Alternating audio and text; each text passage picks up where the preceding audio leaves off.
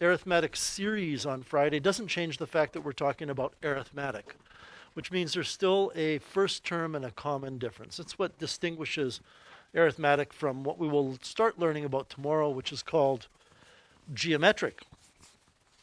So I have up here the general term formula for an arithmetic sequence, and because sometimes we need to make use of that in working with an arithmetic series, it's up here. We have two ways that you can calculate the sum of the terms in a series. A series, of course, just being the sum of the terms of the sequence. One is you take the first and the last terms and add them together, and then you multiply by half of the number of terms, n over 2. The other is a little more complicated. Half of the number of terms you're adding together times 2 times the first term plus the number of terms minus 1 times the common difference. And it was questions 1 through 3 and number 9. Does anybody have any questions you would like me to go over from any of these in the textbook? Go ahead. Number 9? Okay. So a pilot is going to fly circuits of an airfield, and each day the pilot flies 3 more than the previous day. So that phrase 3 more than means we're adding 3 each day, and that's what makes it arithmetic. On the 5th day, the pilot flew 14 circuits. How many did the pilot fly on the first day? In total by the end of the 5th, and then part C is a little bit weird. We'll get to part C. So what we know, and we go back to really what we learned on the first or the second day of classes here, is that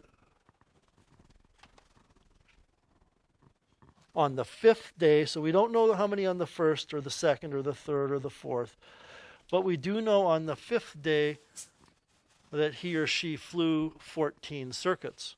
And then it goes on and on. I don't know how long this is going to continue.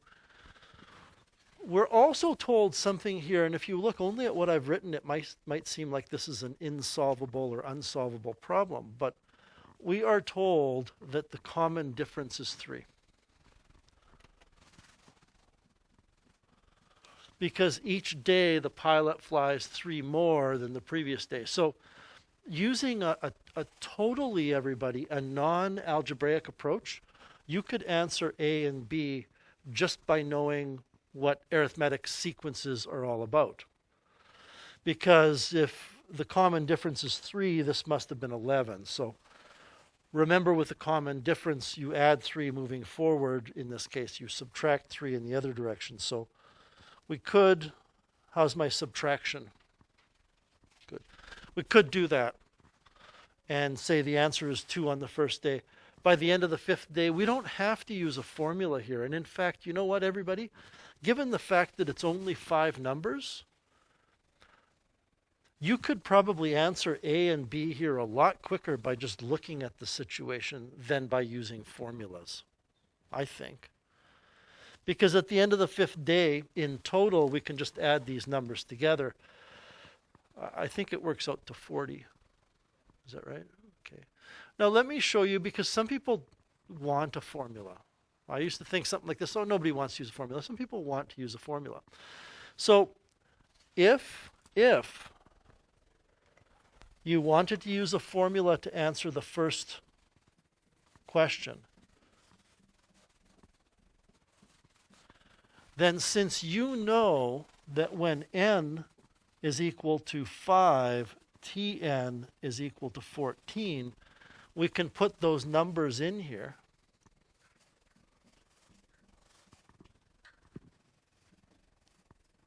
Along with the common difference of 3, and algebraically solve for T1.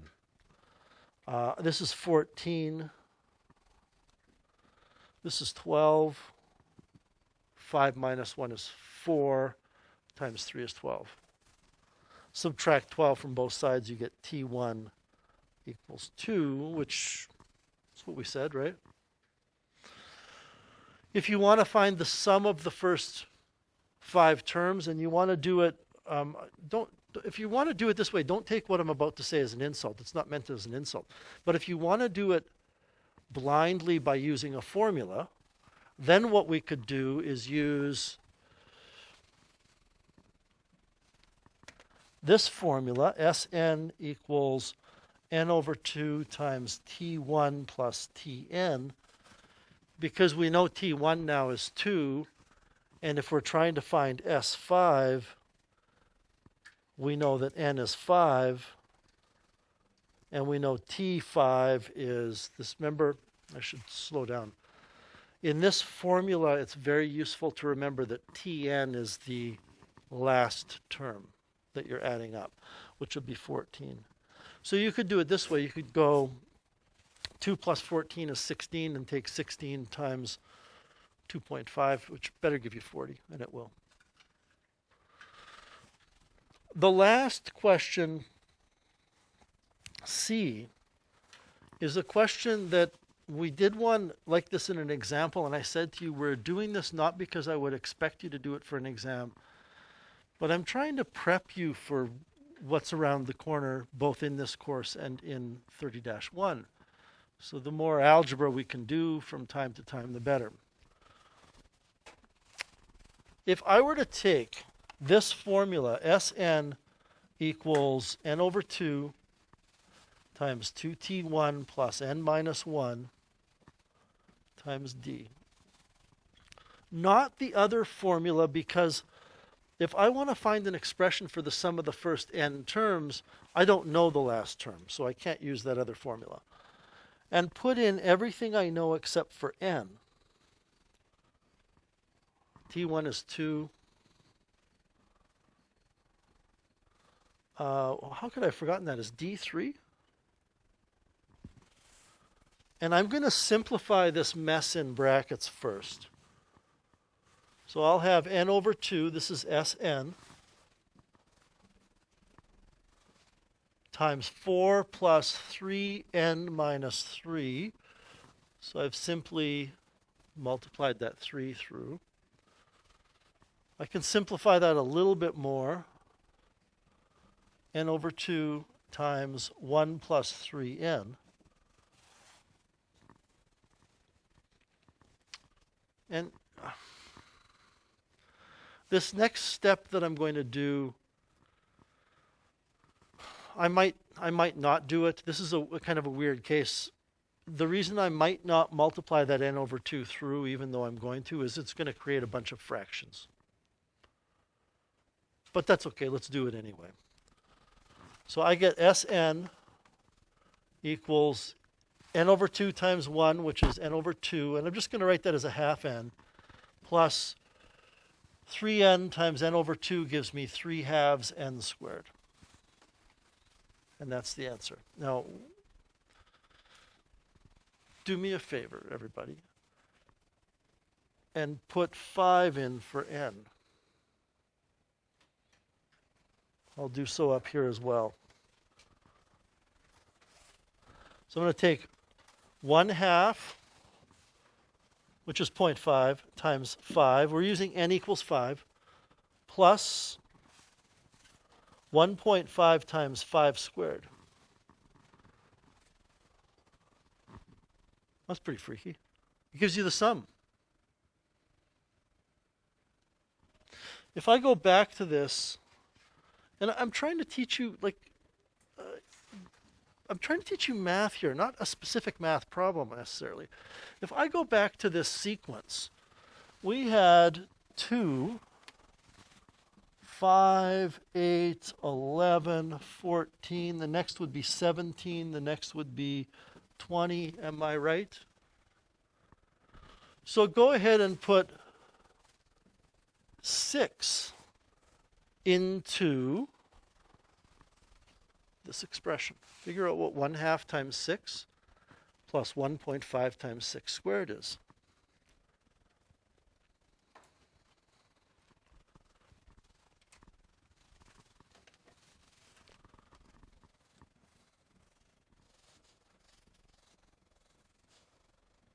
Well, 6 squared is 36.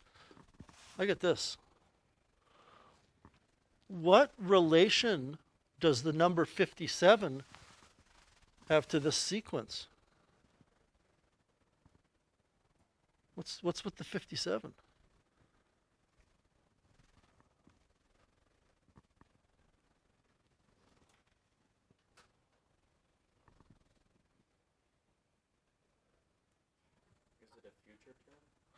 It's not a future term. It's a good guess.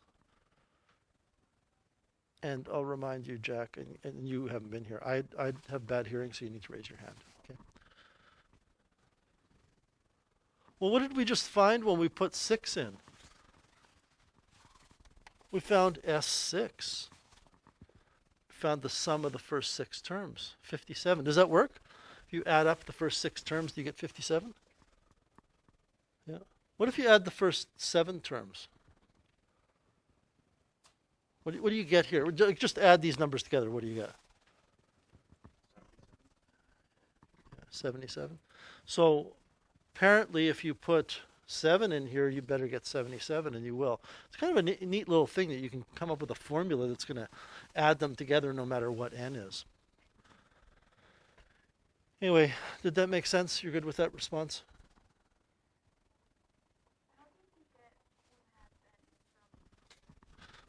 Okay. So when I multiply this through, I get n over 2. N over 2 times 1 is just n over 2.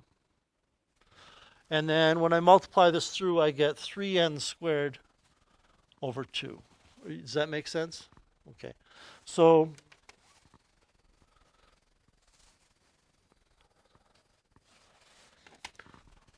when you have fractions,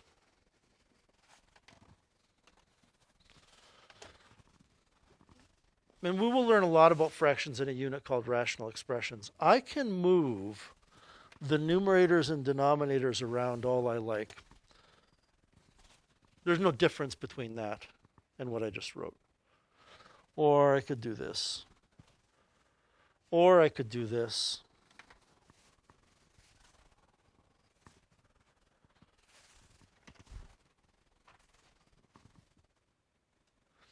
In other words, multiplying something by a half happens to be the same as dividing it by 2. It's just a different way to write n over 2. Is that okay now? Okay. All right, let's move on. We're going to finish up with our study of arithmetic patterns today, and then start looking at geometric tomorrow, which is different. And look, what we're doing today is we're working with arithmetic series and solving a bunch of different types of problems. They're getting a little bit more complicated. But there's nothing in this lesson that I wouldn't expect on an exam. In other words, everything here is fair game for you for exam questions. So this is more of an algebraic question. If I tell you we have an arithmetic series, and the sum of the terms is 4992, and it's 13 terms that we're adding, and the common difference is -6, then what's the first term? And if you'll just give me a minute here, I got bogged down in my last period. Let me open up the presentation file here on this monitor.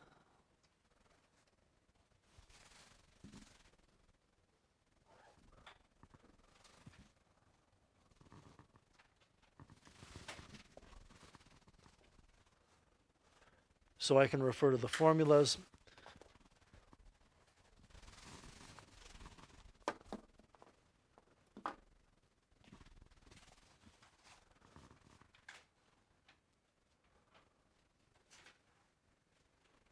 Sorry, I should have had this preloaded.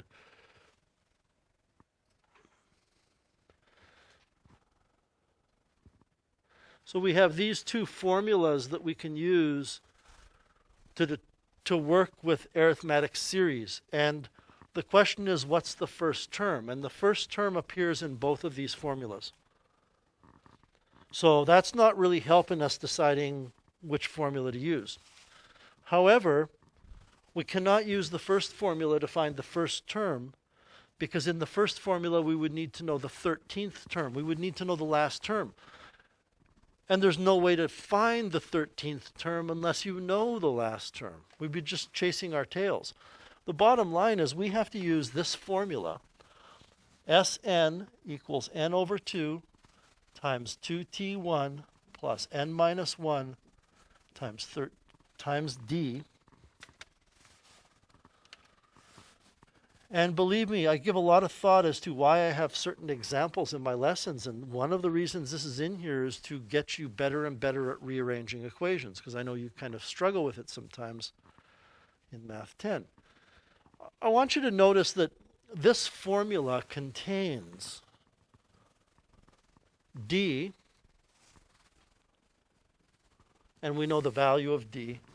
This formula contains Sn, and we know the value of Sn. And this formula contains n, and we know the value of n. The only thing in this formula that's not known to us as a number is this. But that is our goal, right?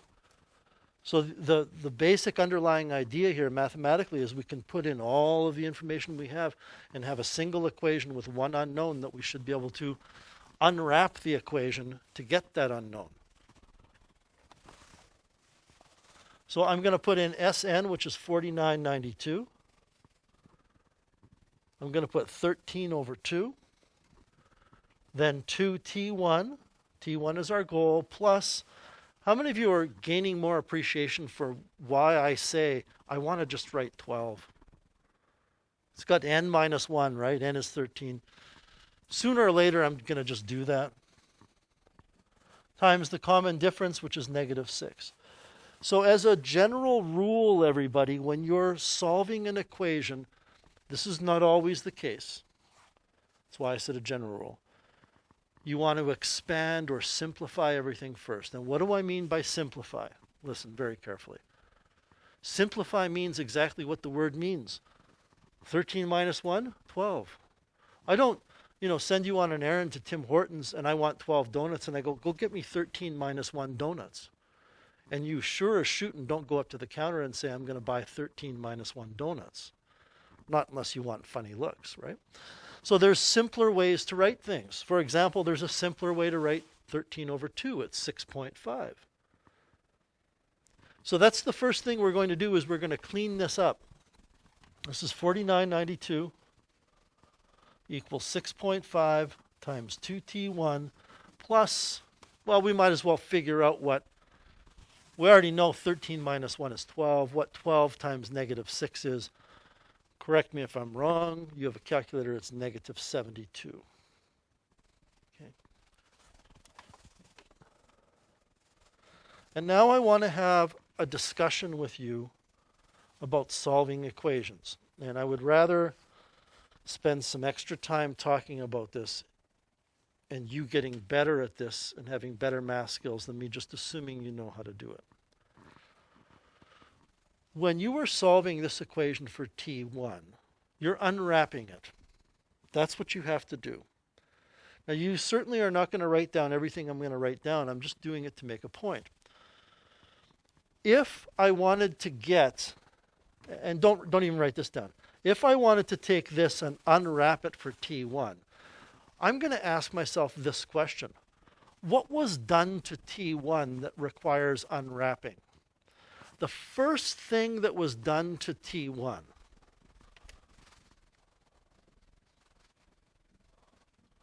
is it was multiplied by 2, wasn't it? The very first thing that happened to t1 in this expression is it was multiplied by 2. And then 72 was subtracted, and then that result was multiplied by 6.5. Now, let's imagine that I buy you a Christmas present. And we want to be, because it's a math class, we want to be civilized about how you unwrap the present. If I put the present in the box, then at some point you have to take it out of the box. You have to do the opposite of what I did, yeah? So I put the present in the box, then I put paper on the box, so at some point you have to take the paper off the box. You have to, if I wrap it, you have to unwrap it. If I put a bow on it at the end, you have to take the bow off. So everything that's done to the present, you have to do the opposite to unwrap it. Are you with me? But you also have to do the opposite of everything in the opposite order that it was done. The last thing I do was put the bow on it. So that better be the first thing you do is unbow it. Then you unwrap it because that was the previous thing I did. Then you take it out of the box. In other words, to unwrap, that says done, done to T1. To unwrap, which, let's face it, you're not unwrapping, you're solving. You're going to divide by 6.5. You're going to start at the bottom of your list and do everything in the opposite order, but you have to do the opposite of everything that's done. So we're going to divide by 6.5, then we're going to add 72, then we're going to divide by 2. Which, I mean, I would hope many of you would have seen that. You got to get rid of the 6.5 first. It's outside, right? It's the last layer on top of everything.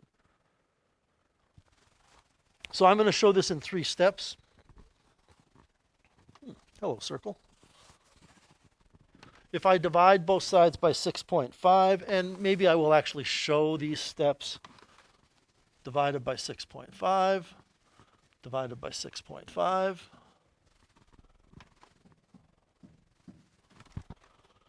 My brain is not up for that feat. It's not like a Herculean feat or anything. Is that number right, 4992? Is that what was in the question? 768. All right, now we're getting there. 768 equals 2t1 minus 72. And quite frankly, this equation you're looking at is child's play. It's the most basic of linear equations. You're going to add 72 and divide by 2. I'll show those steps, but I don't think you really need to. Plus 72, plus 72. What does that give me? That gives me 850. What did I do there? 850? 840? Okay, thank you.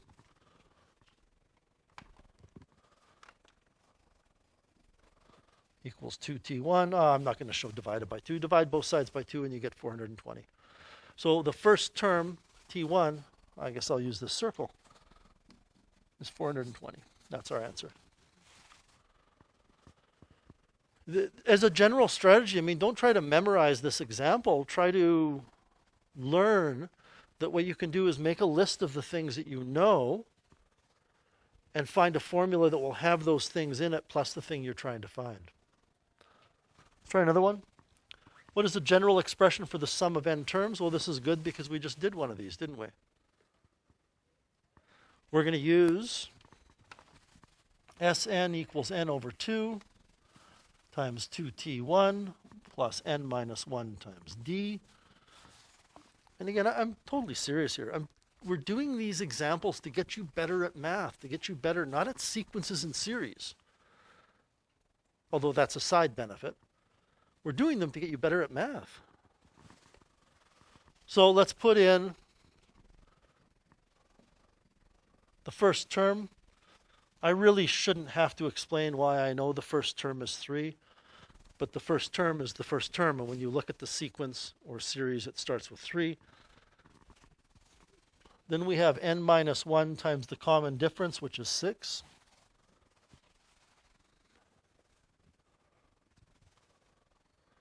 I would like everybody to simplify what's in brackets. What does that mean? It means you're not going to write 2 times 3, you'll write 6. You're not going to write n minus 1 times 6, you're going to expand it out. And then you're going to combine everything that you can.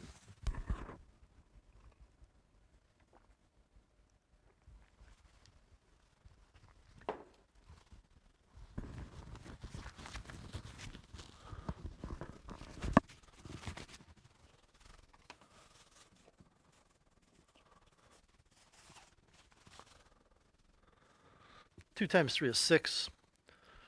6 times n minus 1 is 6 times n, which is 6n, and 6 times negative 1, which is negative 6. This is what we call in math a fortuitous event. It simplifies really nicely, doesn't it? 6n. So we are left with Sn equals n over 2 times 6n. I want you to notice something. Again, this isn't about sequences and series. This is about math. Look at how I wrote that 6n. Look at where it's written. I did not write this. Don't, if you do that, like stop it. Try to get away from that. See, because we want to think of things in terms of fractions in this course, and 6n as a fraction is 6n over 1. So they want numerators lined up in the same level as other numerators. And the reason for that is I can now say, when you multiply fractions, you multiply across the top and across the bottom, and then you can say 6 over 2 is 3. Remember the question we did where we had like 1/2 n plus 3/2 n squared, something goofy like that? This comes out nice and clean. 3n squared.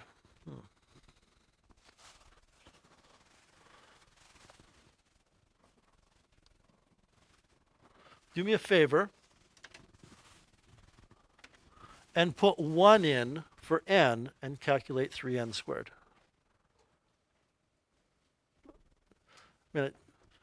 I know we like to use the calculator, but if n is 1, 1 squared is 1, times 3 is 3. So S1 is 3. Go ahead and put 2 in for n.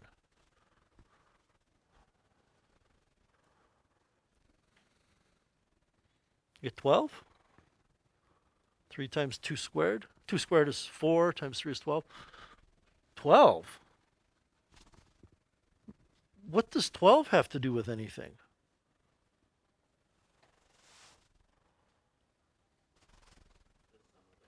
It's the sum of the first two terms. Because this is S we're finding, not T.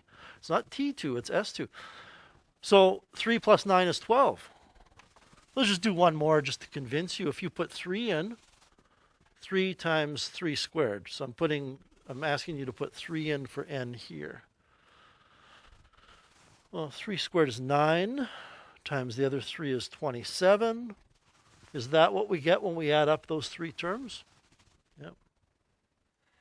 Kind of interesting that it works. I mean, it has to. It's math, right? It's the formula. So this is one, everybody, that when you see it, it is so simple. It really is so simple. Well, I'll read the question with you first. I'm telling you that S8, let me summarize this without all the words. S8 has a value of 120, and S7 has a value of 114. This is a classic question I would give as a numerical response question, and it is so simple when you see it. And I want to know what the 8th term of the series or sequence is. Does anybody know? I'm not asking you to tell me. I'm asking for you to just indicate if you know. It looks like a really tough problem. So first of all, Myron? Go ahead. Yep. The answer is 6. 120 minus 14 is 6. Now comes the tough thing. Why? Why would we just subtract those to get the 8th term? Jack?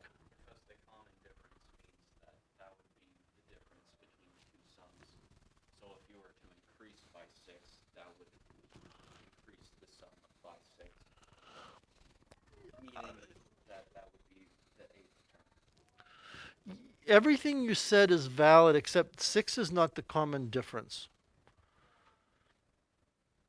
Because if you subtracted S7 minus S6, you wouldn't get 6. And S6 minus S5. The idea is, and let me show this to you visually, that this 120 is T1 plus, don't write this down, T2 plus T3 plus T4, I hope I have enough room, plus T5 plus T6 plus T7, yes, plus T8, and this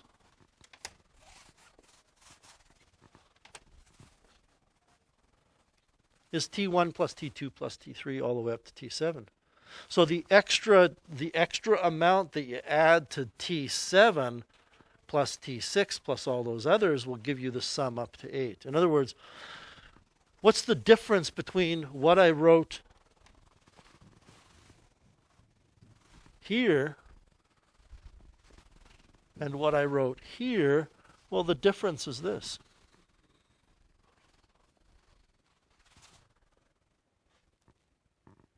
which means when you subtract those two, since those two things are in common to each, they'll disappear and you'll be left with T8.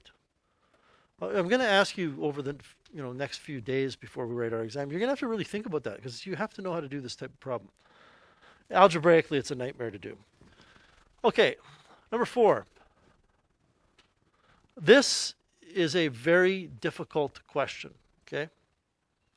So what I would say to you is not everybody's going to be able to do this one on their own, but everybody should learn something along the way.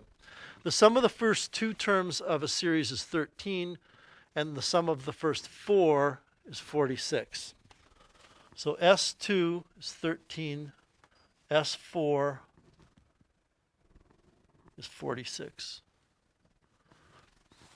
And forget for a second here, everybody, what you're trying to find. You're trying to find out something more. Your goal is this. If you knew the first term and the common difference, you'd crack the case wide open. You could find anything you wanted to. You could find the 6th term, the 8th term, the sum of the first 12 terms. This becomes our goal. And there's a real problem here because the formula we're going to use, which is the second formula here on your screen, let me write it down. Sn equals n over 2 times 2t1 plus n minus 1 times d does in fact have the 2 things in it that we want to find, right? But we don't know either one of them. So it's all well and good to say that when n is 2, Sn is 13, but when you put those numbers in, you don't get an equation you could solve. Let me show you what you get. You get 13 equals 2 over 2 times 2t1 plus, oh man, I just want to write 1 here, but I'll put 2 minus 1 times d.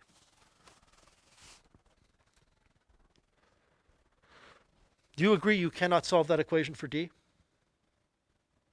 Because you don't know t1? Let me clean it up a little bit. There's so much that can be simplified here. 13 equals, well, this is 1. I'm not going to write 1. 2t1 plus, this is d, isn't it? 2 minus 1 is 1, d. I've already kind of set the stage for solving this type of problem. We did something like this a couple of days ago.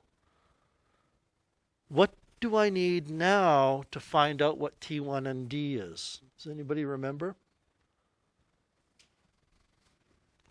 And this is in a very general sense. I've got an equation with 2 unknowns.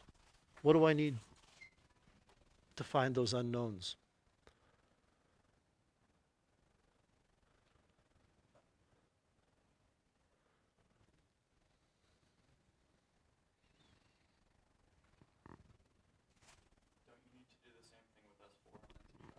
I need another equation. I need a system of equations. If you have 2 unknowns, you need 2 equations. And where am I going to get that second equation from? As Kai said, we have another set of data here which says the first 4 terms adds up to give 46. So I'm going to put 4 in for n and 46 in for Sn.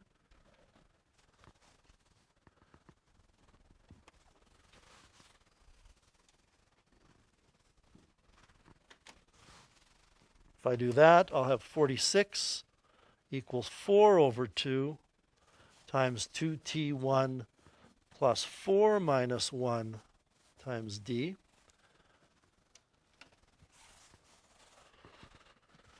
How can I simplify this? Would you agree that this part in brackets is 2t1 plus 3d? Yeah? And 4 over 2 is 2. So why don't we just take 46 divided by 2 to get rid of this 2 here? I'll show that as an extra step. This is 2. This is 46. So now I can divide both sides by 2 and get 23 equals 2t1 plus 3d.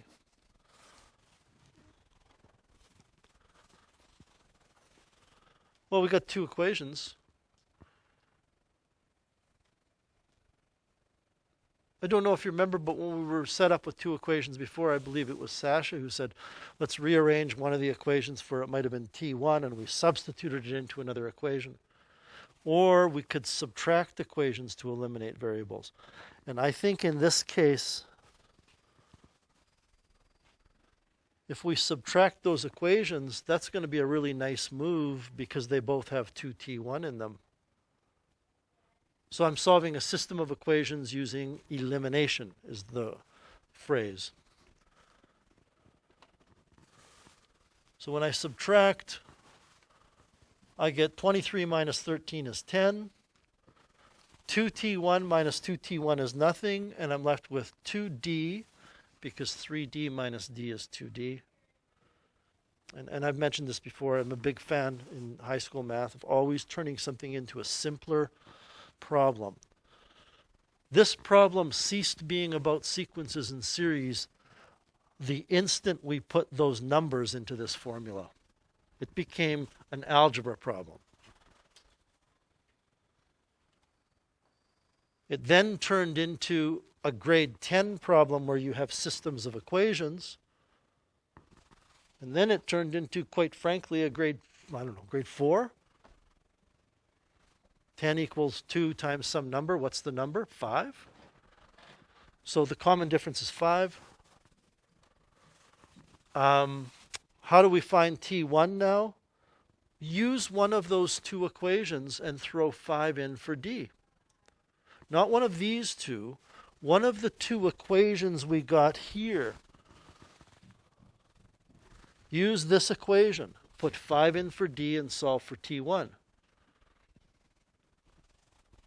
Which would give us 13 equals 2t1 plus 5. Oh, we're back to a grade 8 or 9 equation. Subtract 5 and divide by 2. Can you finish solving that for me, please, and get a number for t1? Thinking 4. And I'm going to end this example here. I know that in the question it says something like, find the sum of the first 6 terms or whatever. We could do that now. I'm going to change this in my notes so it just says find the common difference in the first term, because that's what's important.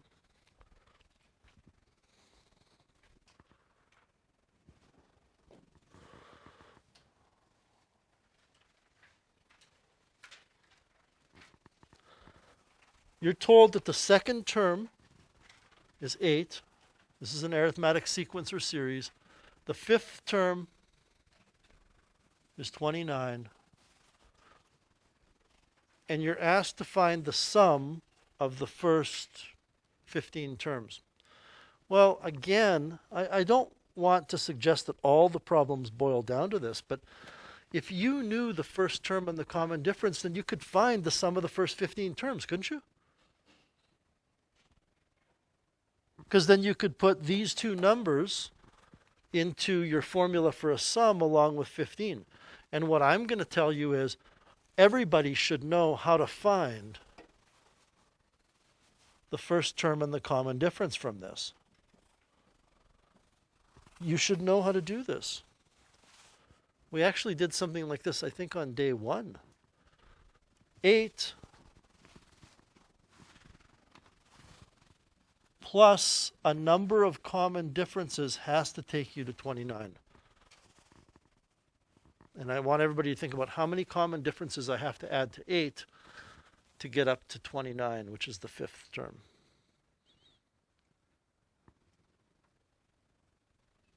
Allie, do you know? It is 3. Perfect. Because I have to go plus 1, plus 1, plus 1 common difference. So you can solve this.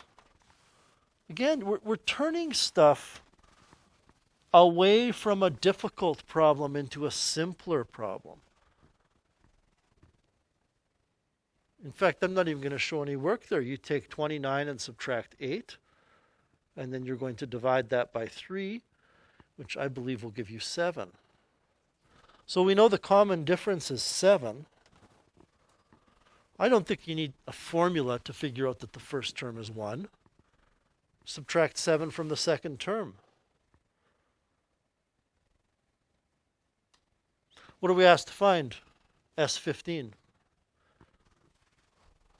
Well, part of me wants to say, and you could find S15, but we will finish this. We're going to use the second sum formula here, along with n equals 15. I'll write the formula down on the screen. Sn equals n over 2, then 2t1 plus n minus 1 times d. We're adding up 15 terms.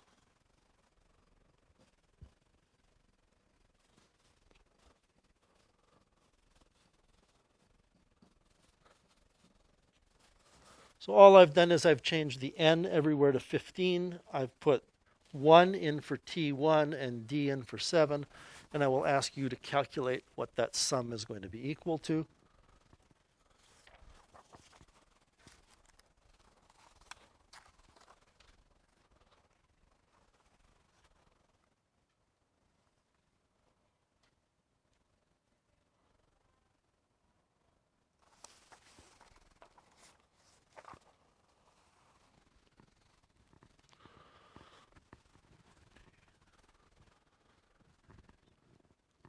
$750? Or is it $7,500? $750.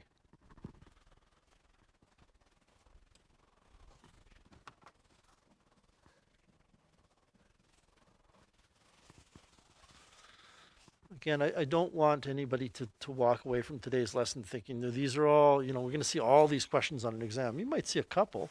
This is all about getting you better math skills, better problem solving skills. How I did this is I took 14 times 7, got 98, added 2, got 100, and then multiplied by 15 over 2. All right. If I want to find the sum of the first 12 terms, I want to find S12. Doesn't it make sense that I need to know the first term and the common difference? I hope so. It's probably a recurring theme here, isn't it? So what's the first term? 2 root 3. Now, I understand you haven't had a lot of work with radicals, but you did some work with radicals last year. What does 2 root 3 mean? It just means 2 multiplied by the square root of 3. Or it means there's a root 3, there's a root 3. It's no different than 2 kittens. 2 kittens.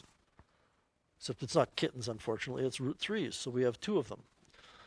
What's the common difference? So I would like everybody to think very carefully about what I just said about the fact that it's 2 root 3s, and ask yourself what you add to the first term to get the second term.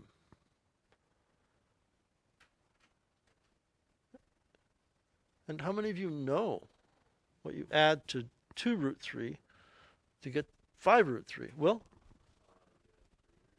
You had 3 root 3s, right? I mean, I'll turn into the kittens thing again in case you're not picking up what we're talking about here. If I have 2 kittens and then you turn around and you look and all of a sudden I have 5 kittens, somebody's added 3 kittens. So to go from this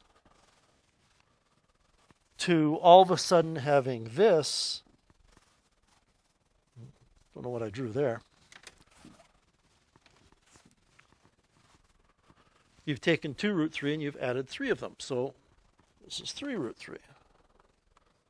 And I'm trying to warm you up to a unit where we deal with a lot of radicals.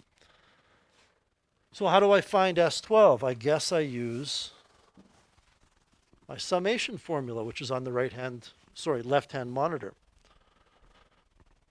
I'm not going to write this down because it's staring us in the face. I'm just going to go S12 equals 12 over 2. And then we have 2 times 2 root 3. Then we have 12 minus 1 times 3 root 3. And I just made it.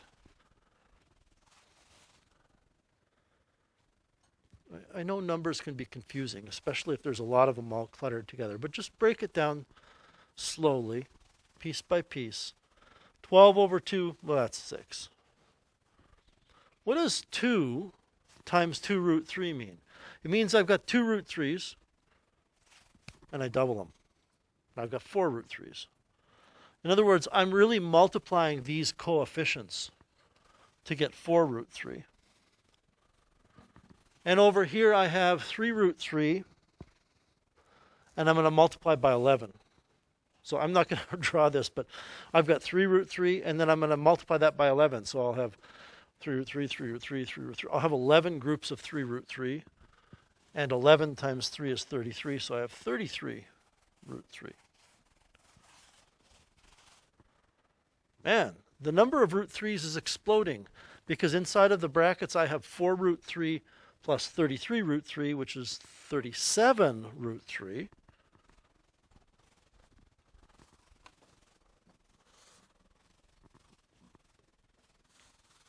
And I'm multiplying that by 6.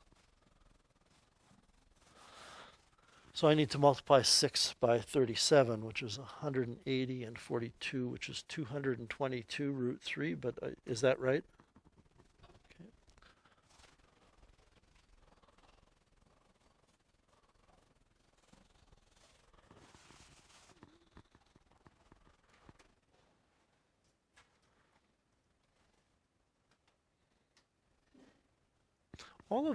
Most of these examples today illustrate to you why this is Math 20-1 and not 20-2.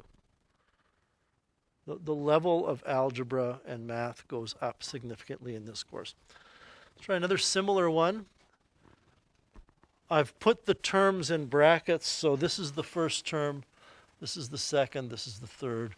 I would like everybody to take a minute and ask yourself what is being added to each term to get the next term.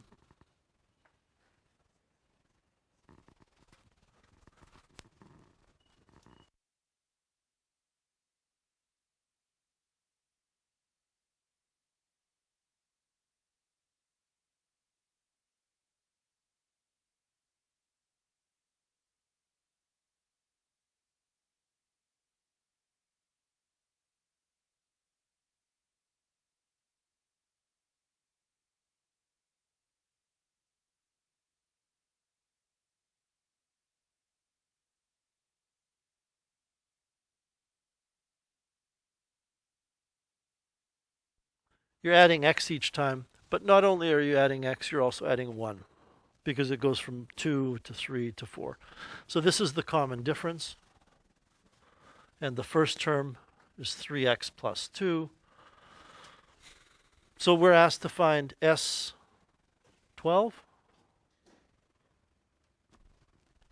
So S12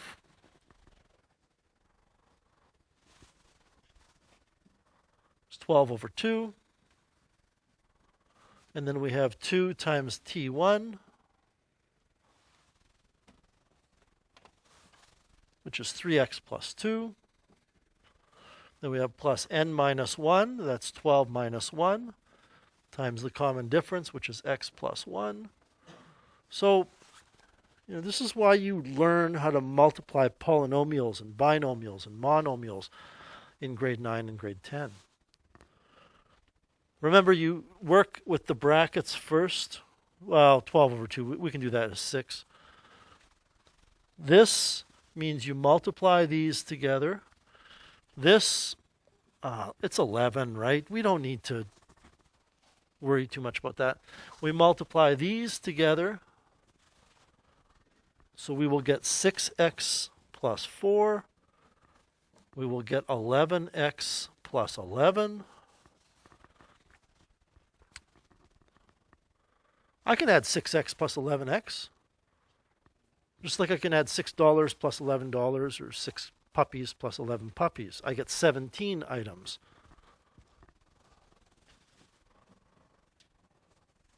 So I get 17x plus, 4 plus 11 is 15.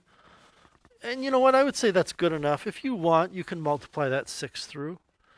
There's going to come a time, and I don't know when exactly this is going to be, But there's going to come a time where we say to ourselves,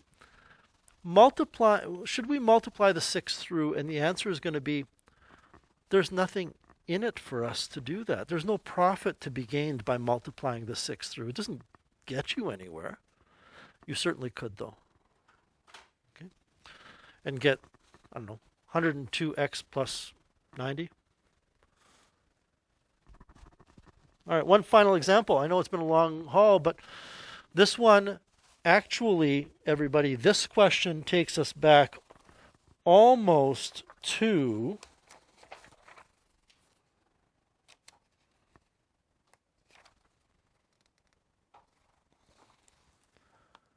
question 3.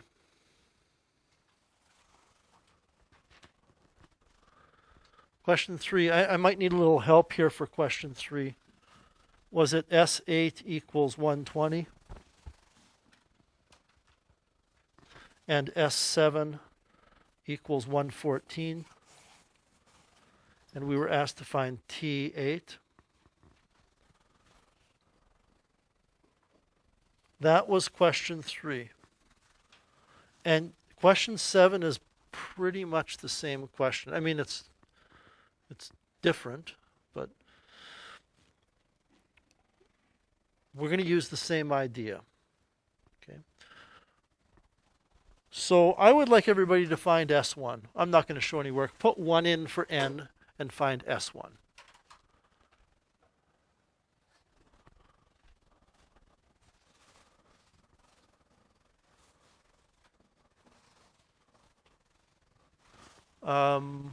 Correct me if I'm wrong, you get 7.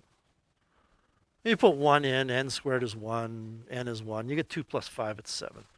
So let me ask you a question. Does it make sense to you then that the first term has to be 7? The sum of the first term, which that grammar doesn't even make sense. I look at the sequence and I say find S1. You're going to look at the first term. You're going to say that's S1. That's the sum of the first term. Okay. Go ahead and put 2 in and find S2. And this should say Sn here. Go ahead and put 2 in and find S2.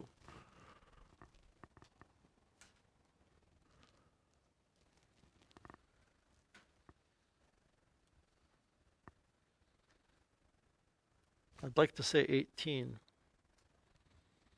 So we take 2 times 2 squared plus 5 times 2, we get 18. Now for the $1,000,000 question. Well, it's not a $1,000,000 question. I don't have that much money, but I want you to figure out what the second term is.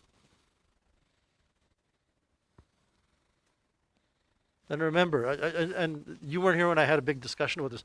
It's not a race. I'm not after who has it, unless I ask that. I'm asking everybody to think about this.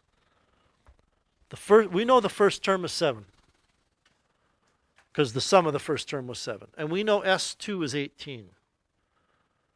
So the question becomes, what does the second term have to be?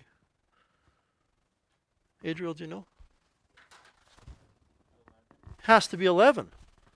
Because the sum of the first 2 terms has to be 18. I mean, if we start building this sequence, the first term is 7, and we know that the sum of the first 2 is 18. These 2 numbers added together have to be 18. So this better be 11. And if this is arithmetic, it's looking like a common difference is 4.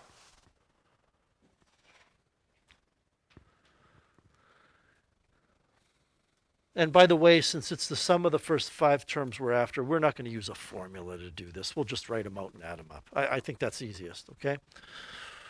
But is it arithmetic? I know it says it's arithmetic. Let's keep going. Let's put 3 in for n and see what we get for Sn. So you're going to go 2 times 3 squared plus 5 times 3. I'm going to say 31. Nope, I can tell right away when I said that that's not right. 18 plus 15 is 33. So you get 33 for the sum of the first 3 terms. So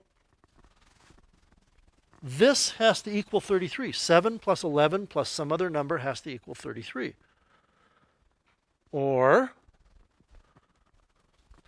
The third term should be S3 minus S2, just like the eighth term is S8 minus S7.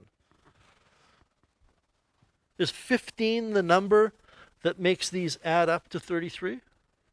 And check it out. It's going up by 4. So we've cracked the case wide open. The first term is 7. The common difference is 4, so we can start adding 4 each time. Add 4 is 19. Add 4 is 23. How's my simple arithmetic? Did I get those numbers right? Okay, so now we just add those 5 numbers together. And again, when you're dealing with 5, I don't think there's a need to complicate things by dealing with a formula. Add them up. What do we got? 30 plus another 30 is 60 plus 15 is 75. No? Yeah. So the answer is 75. So lots of variety here. This was like the buffet of arithmetic series and sequences today.